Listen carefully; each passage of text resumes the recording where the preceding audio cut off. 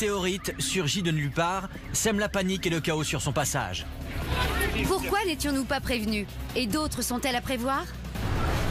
Le même jour, un astéroïde de la taille d'une piscine olympique a frôlé la Terre, passant même plus près que la Lune. Dans cette édition, nous reviendrons sur ces deux événements exceptionnels. Bienvenue dans Météorite russe, la vérité.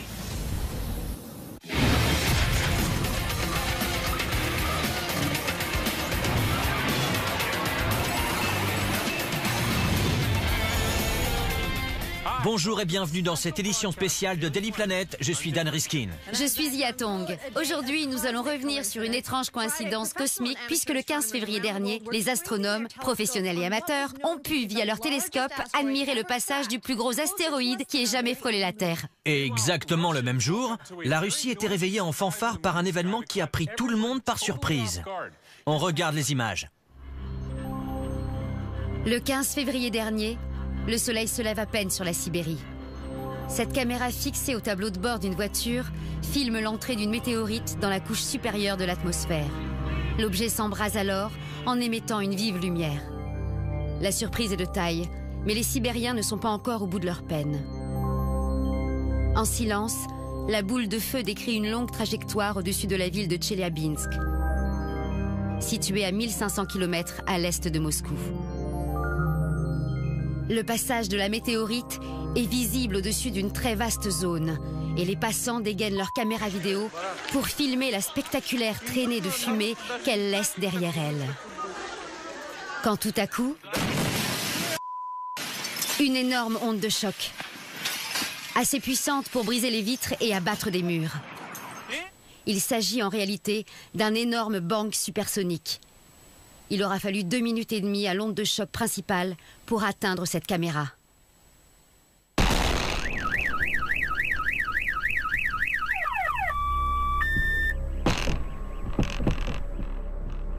Après cette première explosion, une série de sons moins puissants se font entendre, comme des roulements de tonnerre pendant au moins 30 secondes.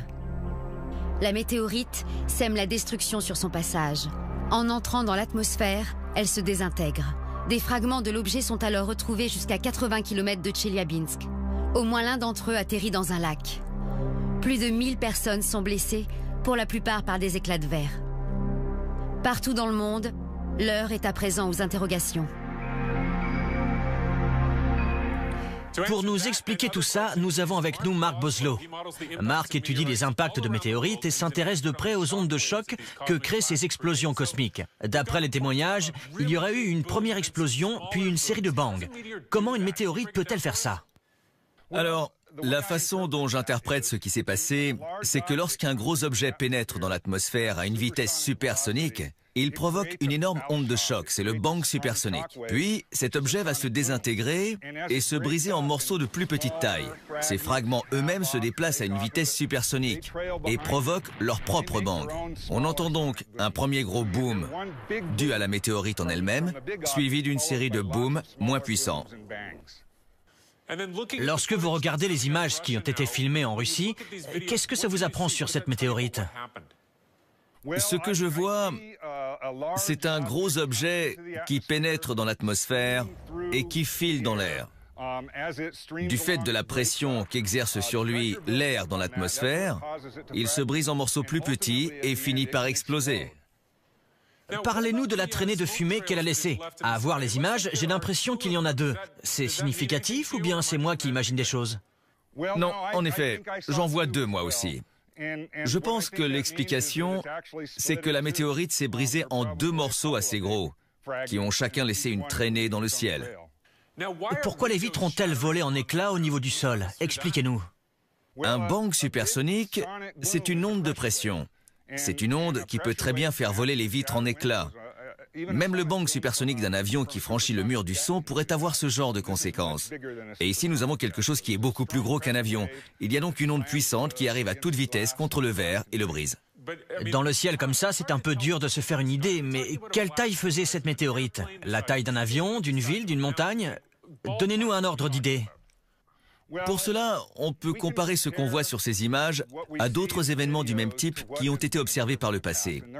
Il y a déjà eu des événements assez importants, moins bien couverts que ceux-ci en termes de vidéos, mais il y en a eu quelques-uns comme par exemple en 2009, en Indonésie et en Afrique du Sud. Et puis, également un en 1994, au-dessus des îles Marshall, dans le Pacifique Sud. Ces objets-là étaient dans la catégorie des 5 à 10 mètres. Ils mesuraient environ 10 mètres de diamètre.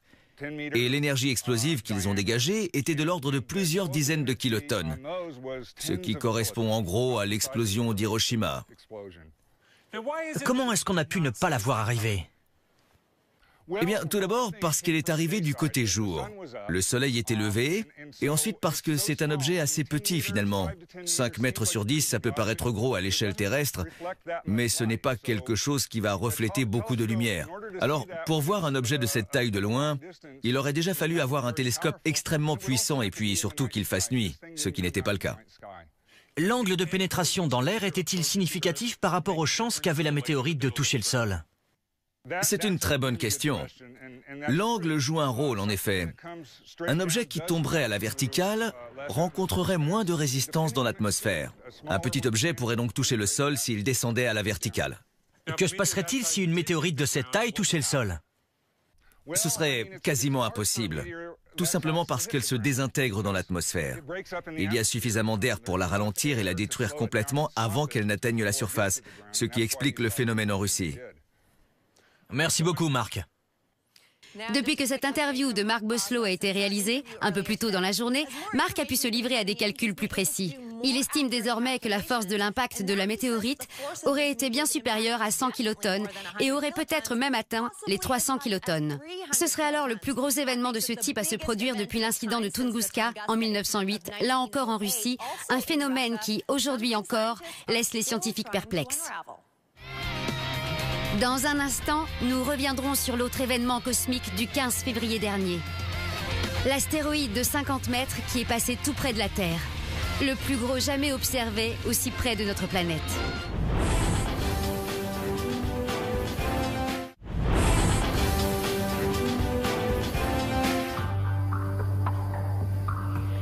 Les laboratoires de Sandia ne semblent pas forcément être l'endroit le plus indiqué pour étudier Tunguska.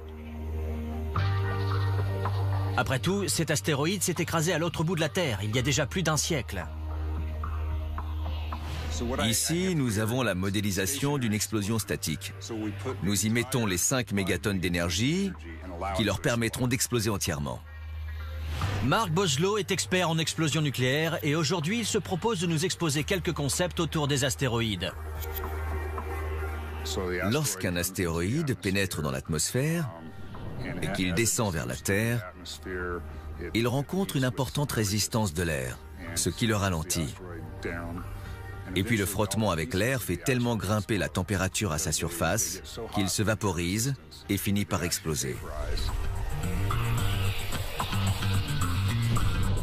Longtemps, les chercheurs ont pensé que l'explosion de Tunguska s'était produite comme le montre cette modélisation. Ils la voyaient comme une explosion statique de 10 à 20 mégatonnes. Seulement voilà, cette théorie comportait une erreur à la base. Ce n'est pas comme une bombe qui explose, c'est une explosion en mouvement. Longtemps, nous avons fait l'erreur de ne pas tenir compte de l'élan de l'objet. Mais lorsque l'astéroïde explose, ces fragments sont toujours entraînés vers le bas par leur élan. C'est une manière innovante d'expliquer l'impact d'un astéroïde. C'est en voyant la comète Shoemaker-Levy s'écraser sur Jupiter il y a 20 ans que Boslow en est venu à remettre en question la thèse officielle. En observant les conséquences de cet impact, il a développé une toute nouvelle théorie.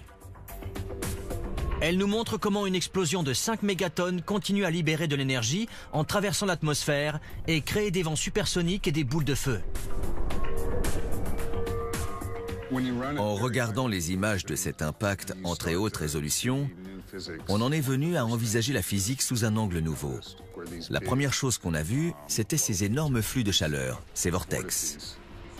Ces vents sont brassés et s'accélèrent au contact de la Terre comme un rond de fumée contre une surface statique. Ils créent eux-mêmes du mouvement et l'alimentent. Les matériaux prennent de la vitesse dans ce canal ici. Cela crée cette colonne qui va monter jusque dans l'espace. Il y a donc cette énorme colonne de gaz qui monte jusque dans l'espace et puis redescend au-dessus de l'atmosphère. Pour comprendre comment cette théorie s'applique à Tunguska, il nous faut repartir quelques années en arrière, car Mark Boslow n'est pas le premier chercheur à s'intéresser à ce qui s'est réellement passé ici le 30 juin 1908. La première équipe à faire l'éprouvant voyage jusqu'à cette région reculée de la Sibérie était dirigée par Leonid Kulik. C'était en 1938, soit déjà 30 ans après l'événement. Ces vieilles photographies m'ont toujours fasciné. Et la chose que j'avais remarquée, c'était que la chute des arbres semblait liée à la topographie. L'explosion dévaste une zone forestière de la taille d'une grande ville, mais les arbres du milieu de la zone sont restés debout. Seules leurs branches ont disparu. Ce phénomène laisse Kulik et son équipe si perplexes qu'ils mettent sur pied leur propre simulation. Nous sommes en 1938 et pour l'époque, ils sont à la pointe de la technologie.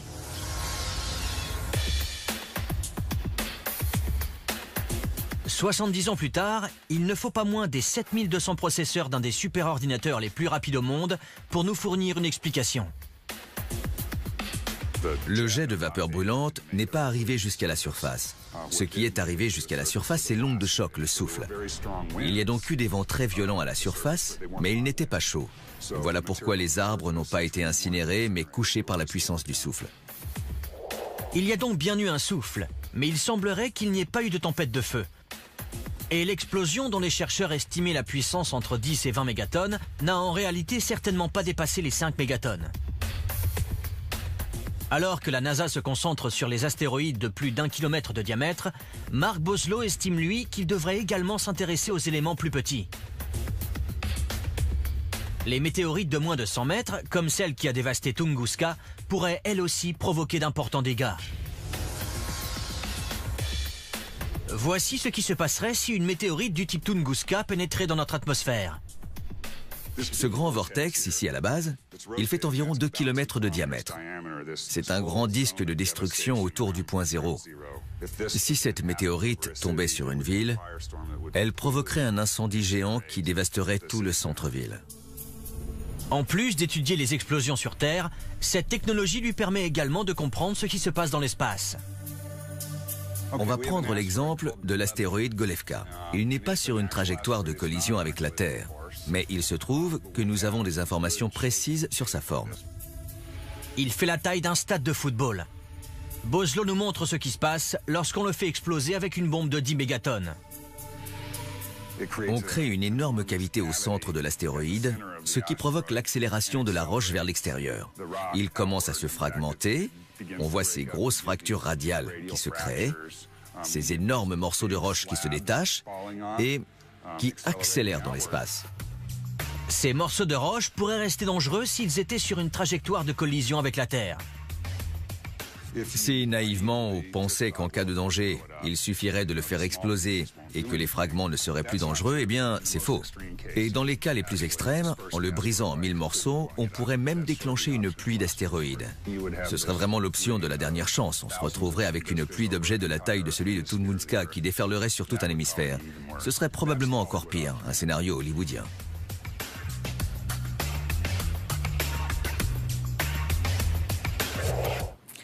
Entre Tunguska et la boule de feu du 15 février dernier, on est en droit de se demander pourquoi toujours la Russie. Serait-elle un endroit propice à la chute de météorites?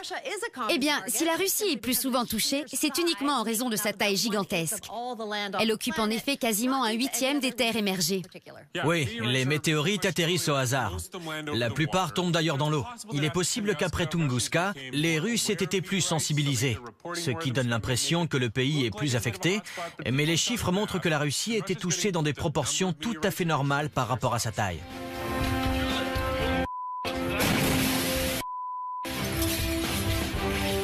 Le 15 février dernier, une boule de feu traversait le ciel russe. C'est une météorite dont l'onde de choc a ébranlé des immeubles et a fait exploser toutes les vitres, faisant plus de 1000 blessés.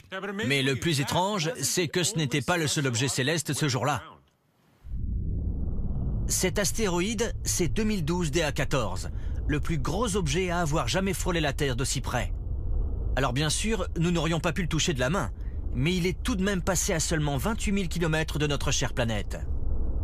Pour vous donner une idée, les satellites de communication ou de météo sur lesquels nous nous reposons sont plus loin que ça.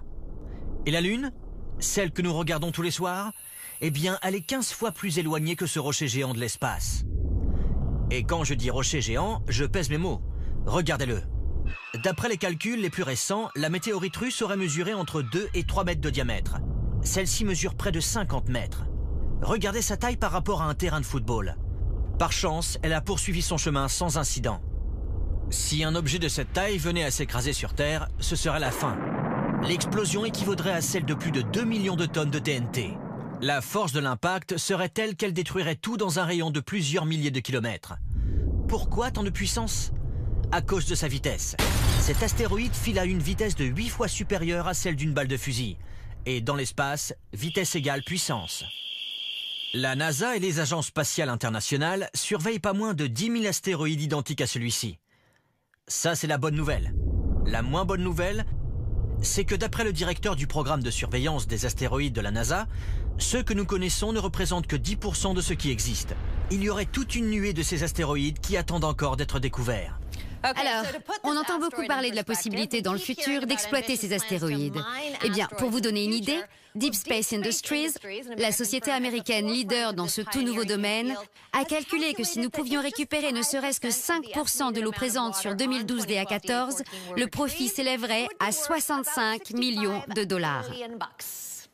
Mais il s'avère qu'il serait impossible d'exploiter 2012 DA14 parce que son orbite autour du Soleil est plus inclinée que la nôtre et qu'il faudrait énormément d'énergie rien que pour l'atteindre.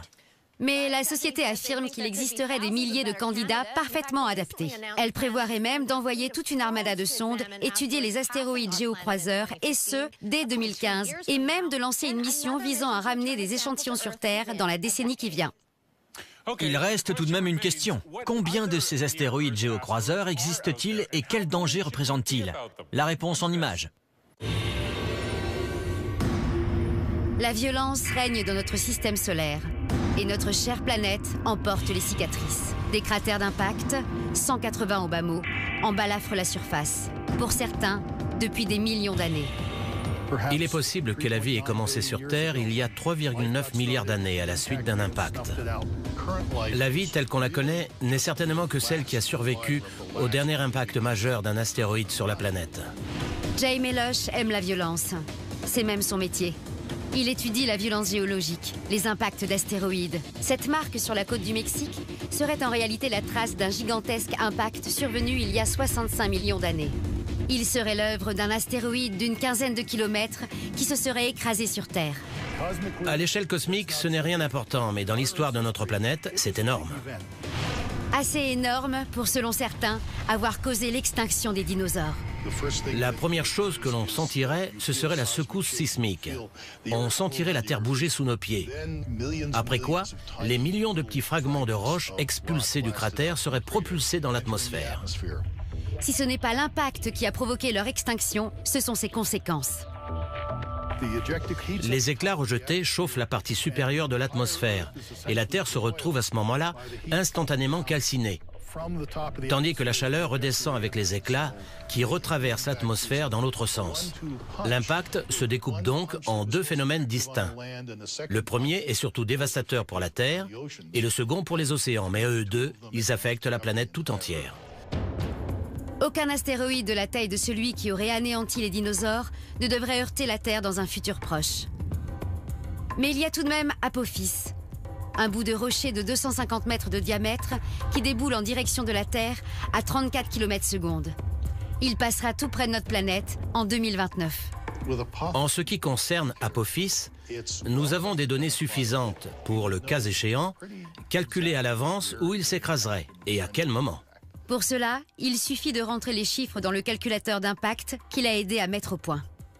Si un astéroïde de la taille d'Apophis s'écrasait sur une ville comme Boston, il creuserait un cratère de 10 km de diamètre et ce serait quasiment toute l'agglomération qui serait détruite. Le ciel deviendrait très rouge, la température deviendrait très oppressante, comme s'il y avait 6 soleils dans le ciel. Les vêtements s'embraseraient, nous serions brûlés au 3e degré. Le papier prendrait feu, le bois brûlerait, les arbres entreraient en combustion spontanée et l'herbe s'embraserait. Et ça, ce ne sont que les premières minutes. Bien entendu, ce genre de choses serait extrêmement dévastateur. Un astéroïde relativement petit comme Apophis pourrait donc tout de même être fatal. C'est la raison pour laquelle les chercheurs planchent sur des moyens pour le dévier. Ils affirment qu'en cas de besoin, nous pourrions détourner Apophis. Et Meloche a sa petite idée sur la question. Dans l'espace, on utiliserait un miroir. Mais ici, je vais vous montrer avec cette loupe. Lorsqu'on concentre la lumière sur l'astéroïde, on vaporise le matériau. Et quand on le vaporise, en vertu du principe de la réaction de Newton, l'astéroïde se trouve poussé dans la direction opposée. Imaginez tout ceci à l'échelle interplanétaire, et voilà ce que ça donnerait. L'idée étant d'intercepter l'astéroïde bien avant qu'il ne s'approche. Ce qu'on souhaiterait faire face à un véritable astéroïde, ce serait concentrer la lumière du Soleil sur un point jusqu'à vaporiser la roche. Et l'astéroïde tueur serait dérouté. Ce qu'il faut, c'est modifier la vélocité de notre astéroïde d'environ 1 cm par seconde. Ce n'est pas beaucoup, mais cette minuscule pression, il faudrait que nous puissions l'appliquer pendant 1 an, voire plus, de manière à détourner doucement l'astéroïde de sa trajectoire de collision avec la Terre. Voilà, ça y est, nous avons sauvé le monde. Si seulement c'était si simple. Mais c'est un début.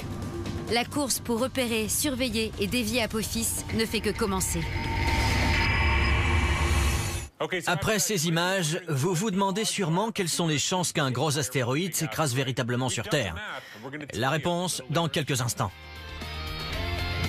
Après la pause, nous nous intéresserons de plus près à ceux qui surveillent les millions d'objets potentiellement dangereux qui se promènent dans l'espace autour de nous.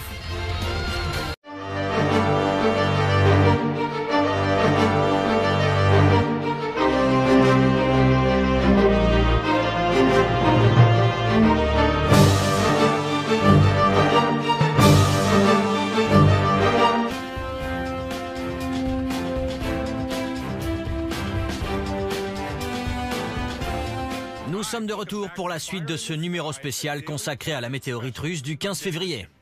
Et nous nous penchons non pas sur un, mais 2 événements célestes exceptionnellement rares.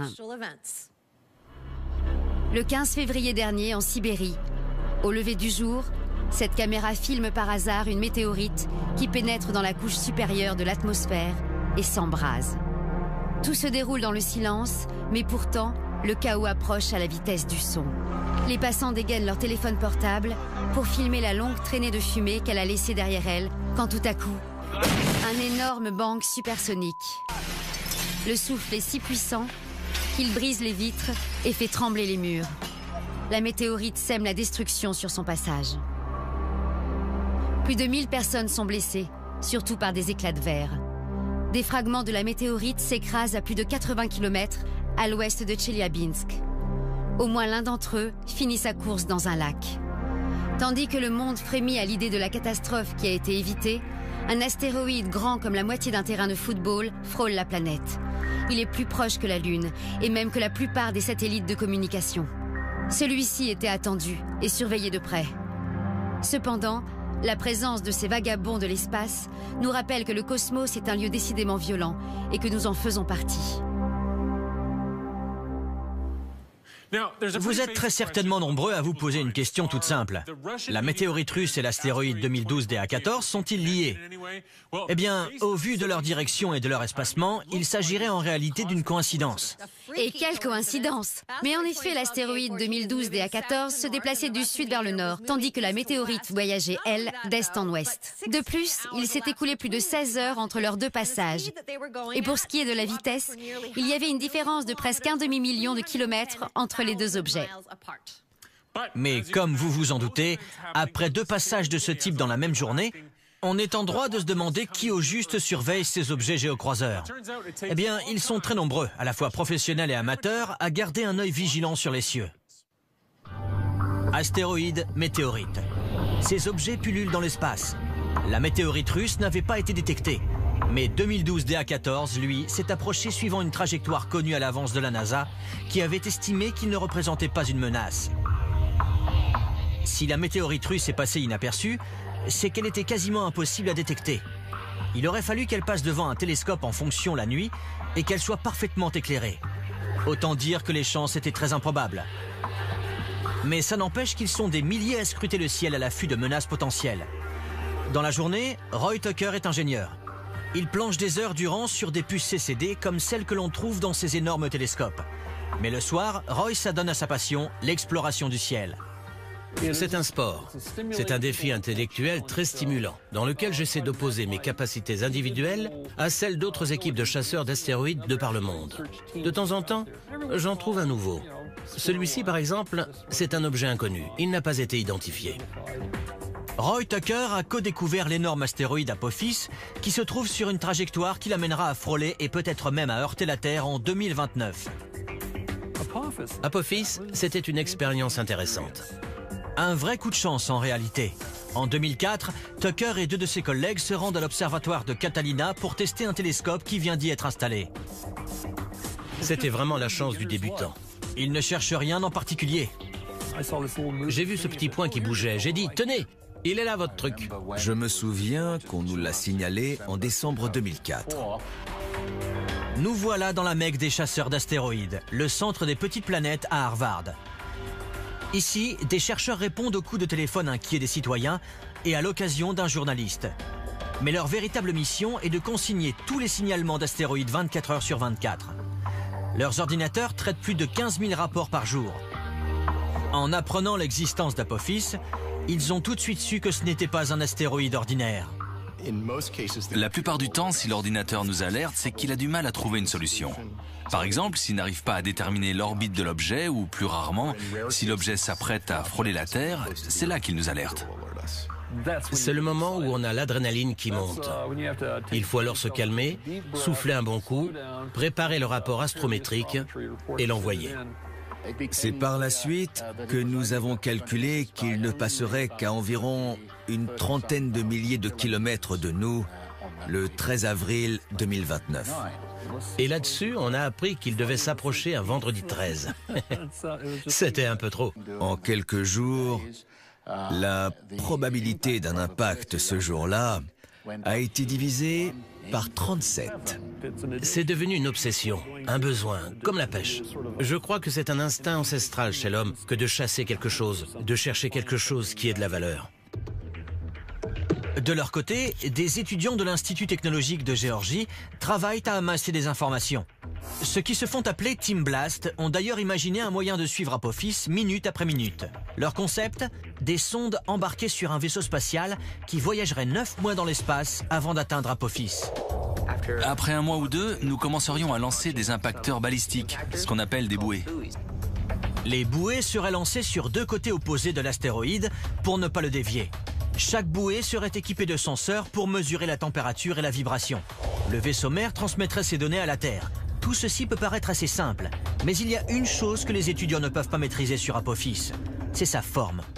C'est un ellipsoïde à 3 axes, ce qui veut dire qu'il est de forme différente dans les 3 directions. Ça nous complique la tâche, puisqu'il va falloir utiliser diverses techniques d'intégration numérique. Il faut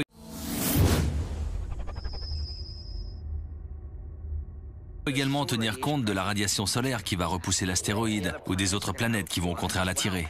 Chez Spaceworks, une société basée à Atlanta, les ingénieurs ont développé un concept de surveillance des astéroïdes comme Apophis qui se veut résolument low-tech. Le vaisseau spatial est tout petit. Il ne fait pas plus d'1 mètre cube. Il possède un nombre limité d'instruments, un appareil photo et un altimètre laser. À partir de là, si on connaît la position relative d'Apophis et celle du vaisseau par rapport à la Terre, on peut déterminer de façon précise où se trouve Apophis. 22 jours après son lancement, ce minuscule vaisseau spatial entrerait en contact avec l'astéroïde. Nous pouvons ainsi l'observer, prendre des photos et analyser la façon dont il tourne. Nous pouvons observer ses axes de rotation et recueillir toutes sortes d'autres informations qui nous seront utiles pour déterminer sa trajectoire future. Observer et suivre Apophis depuis l'espace peut être le seul moyen de déterminer son orbite. Nous avons à la fois des télescopes et des radiotélescopes avec lesquels nous pourrons le suivre quand il s'approchera. Mais en attendant, c'est très difficile de le localiser précisément depuis la Terre. Ils ont beau être nombreux à scruter le ciel, la seule chose dont nous soyons sûrs, c'est que nous ne sommes sûrs de rien. Si nous devons un jour tenter d'arrêter un astéroïde qui nous fonce dessus, il faudrait tout d'abord connaître sa composition.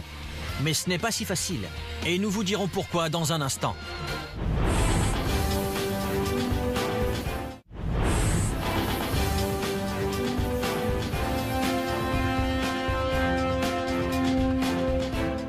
Aujourd'hui, nous revenons sur deux événements hors du commun. Le premier, un météore qui a blessé des centaines de personnes en Russie. Et la seconde, le passage très près de nous d'un astéroïde, sans lien avec la météorite, mais tout de même d'une taille imposante. L'astéroïde 2012 DA14 n'a fait que nous frôler. Mais imaginons un instant qu'un de ses semblables nous fonce droit dessus et que nous voulions sauver notre peau. Eh bien, il faudrait d'abord savoir de quoi il est fait. Comment détourner un danger potentiel? La première chose à faire lorsqu'on aperçoit un ennemi, si on peut dire, c'est de le connaître, de connaître son ennemi, de savoir à qui on a affaire. Au MIT, celui qui étudie ces dangers potentiels, c'est Richard Binzel, alias Dr Astéroïde. 4450, ça fait 14,8 de magnitude. C'est le plus gros qu'on aura d'ici 2060. Nous avons besoin de savoir s'il s'agit d'une météorite légère, faite de roches, ou bien d'une grosse météorite féreuse. De connaître sa densité, sa masse. De savoir ce qu'il faudra faire pour la dévier de sa trajectoire. Quelle quantité d'énergie. Quelle puissance il faudra appliquer. Pour déterminer tout cela, Binzel est en contact direct avec l'observatoire de Mauna Kea à Hawaï. Situé à 4200 mètres d'altitude, l'observatoire bénéficie d'une atmosphère plus fine, ce qui minimise les interférences. Nous arrivons à faire quelques observations à des fréquences visibles, mais 99% de ce que nous observons se situe en dessous de la portion visible du spectre électromagnétique. En gros, nous observons de la lumière invisible. C'est là qu'intervient ce télescope à infrarouge. Il permet d'observer des phénomènes invisibles à l'œil nu et de recueillir des informations sur la composition de l'astéroïde. Le miroir est sorti. Vous pouvez regarder. D'accord, merci. Pourquoi nous essayons de les analyser dans la lumière infrarouge? C'est que les minéraux qui composent ces objets ont une façon particulière d'absorber la lumière. Ils ont une signature chromatique particulière qui s'étend dans les infrarouges. Et c'est elle qui nous permet de décoder leur composition. Ces données constituent l'empreinte digitale de l'astéroïde, un profil qui lui est propre. La manière dont il reflète certaines fréquences du spectre indique les minéraux qu'il contient. Celui-ci a l'air d'avoir une forte teneur en calcium, un peu plus élevée que la normale. Nous avons là un objet très intéressant. L'empreinte est ensuite comparée à celle d'autres météorites tombées sur Terre. Connaître la composition d'un astéroïde, c'est crucial pour décider des mesures à prendre au cas où la Terre se trouverait dans sa ligne de mire. 5% de toutes les météorites sont de ce genre-ci. Très lourdes, en métal, en fer ou même en roche avec du minerai de fer. Leur densité est égale à 6 fois celle de l'eau. Et vous comprenez pourquoi? Si ce genre d'objet s'écrasait sur Terre, il vaudrait mieux ne pas se trouver sur son chemin au moment de l'impact. Comme vous dites, ça ferait très certainement de sacrés dégâts. Mais ça reste un petit modèle. Pendant ce temps, d'énormes monstres se dirigent vers nous et il faudrait quelque chose d'une puissance incroyable pour les dévier de leur course. C'est à se demander si, dans le cas où l'un de ces objets fonçait effectivement sur nous, nous aurions vraiment la possibilité de faire quelque chose pour l'arrêter. Eh bien, il se trouve que certains chercheurs ont des idées très créatives. Certains diraient même tirer par les cheveux pour éviter une telle catastrophe.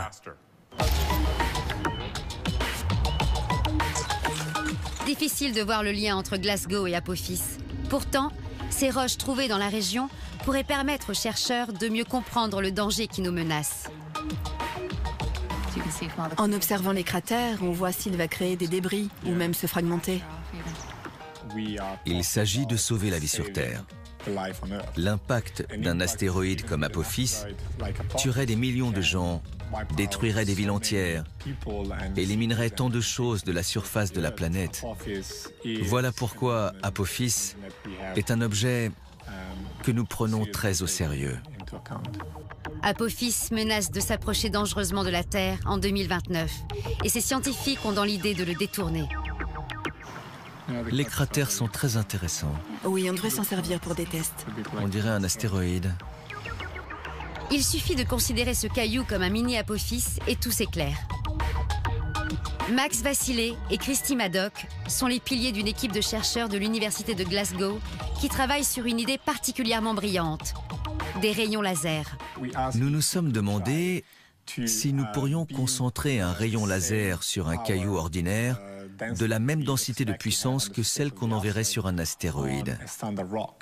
Au programme, un rayon laser peut-il faire bouger ce caillou? Ils commencent par analyser les résultats des expériences précédentes et jusqu'ici, ils n'ont pas pu obtenir la poussée recherchée. Vous voyez, comme un volcan qui se scinde en deux. Vous voyez, le laser touche ici et ça, là, c'est un plasma. Ils augmentent alors l'intensité du rayon. Ils veulent savoir si le rayon laser peut transformer le caillou solide en gaz. Quand tu veux. On ouvre le volet. Feu, feu, feu, feu. Et si c'est le cas, cela suffira-t-il à faire bouger le caillou ou à obtenir une poussée? Si un rayon laser parvient à faire bouger ce caillou, peut-être pourra-t-il faire de même avec Apophis? On a vu qu'il y avait beaucoup de débris qui étaient éjectés du caillou, beaucoup de gaz également. Nous pensions que l'impact serait encore plus violent et qu'il y aurait encore plus de gaz qui s'en dégagerait. Ce que nous n'avions pas prévu en revanche, c'était que le laser briserait la roche. L'intensité du rayon est visiblement trop importante par rapport à la taille du caillou.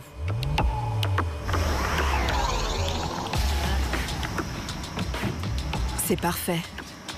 Ouais, c'est même mieux que prévu. Tout ceci constitue un travail de longue haleine pour faire dévier Apophis de sa course. Vassilé a étudié plusieurs manières de modifier sa trajectoire. Nous pourrions le repousser, le faire exploser, le tirer et même le peindre. Mais sa solution préférée reste la sublimation solaire, la même que Jay Meloche. C'est une solution très efficace. Nous obtiendrions une énorme déviation tout en envoyant une masse limitée dans l'espace et sans forcément avoir besoin de s'y prendre des années à l'avance. Mais pour que la solution de Meloche fonctionne, il faudrait envoyer dans l'espace un immense miroir d'1 kilomètre de long, voire peut-être même 10 kilomètres. Vassilé, lui, a eu une idée différente. Je savais qu'un immense miroir serait difficile à envoyer dans l'espace pour toutes ces raisons. C'est alors que j'ai pensé à utiliser plusieurs miroirs. Des miroirs plus petits, de manière à ce qu'ils soient plus faciles à contrôler.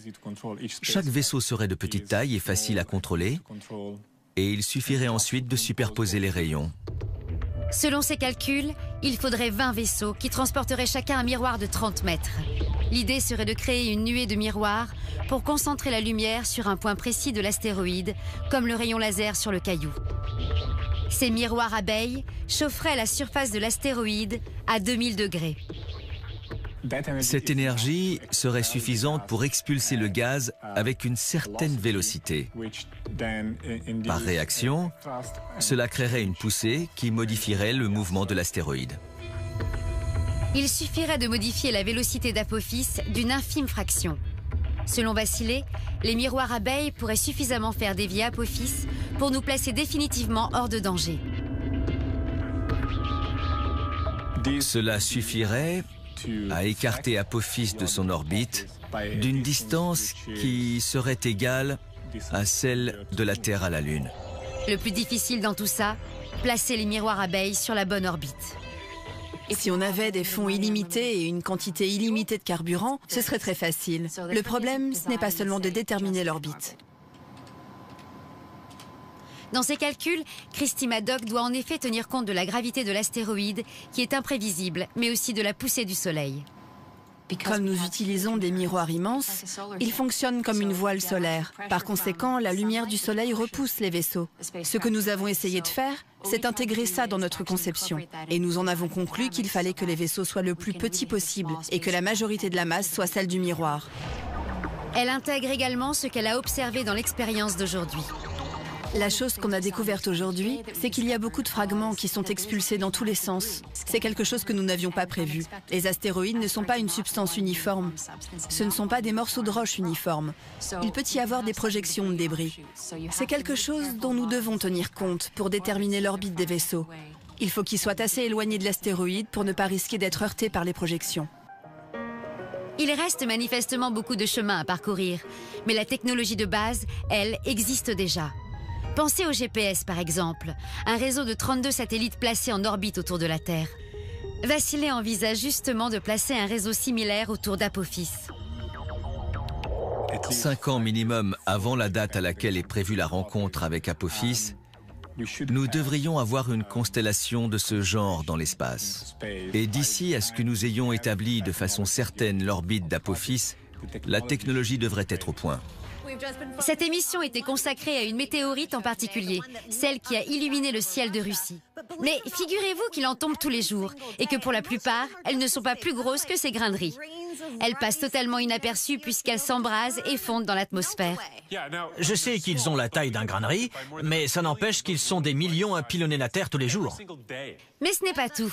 Environ 2 fois par jour, une météorite de cette taille nous tombe dessus. Ça, ce n'est pas bon du tout.